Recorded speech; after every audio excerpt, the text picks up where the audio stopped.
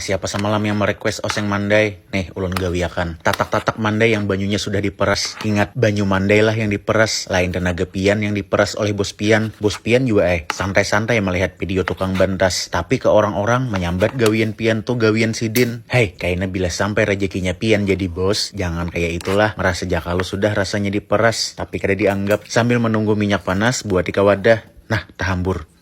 Belum 5 menit. Nah, tertinggal pulang sehimpel. Sudah 5 menit. Biarem. Bila sudah panas, sangat mandai. Haru-haru sambil lah. Bila sudah, gayet-gayet petai. Habis itu kulipisi. Nah, petainya masih anum.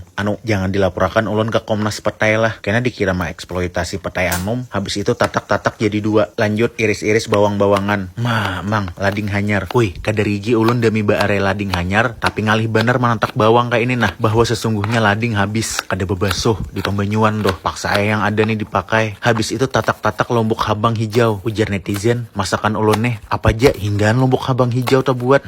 Kayak itu pang sudah ulun nih. Daripada ulun buat rundap atau sianida, hapokam. Bila sudah pindah karing, bangkit mandai. Pindah rinjing, ganti wan yang hanyar. Mang, rinjing pian manggilap, iya aja beskincare anuai. Karena berasas manfaat efektif efisien, minyaknya pakai yang tadi gen. Ruruk oseng bawang sampai harum. Habis itu buat petai. Lanjut buat lombok, haru-haru tarus. Hanyar buat mandainya, haru halagi tarus. Nah, karena ulun nih hendak ada efek harok-haroknya kayak kuku batis pian habis pian tatak pian cium. Purici skip. Ulun pakai terasi alias acan. Hancur-hancur, haru kuat-kuat. Bila pina karing benar kayak cupu pian, buati minyak. Bila sudah, buati lagi kaldu ayam. Nah, buati gula pasir wan uyah. Haru.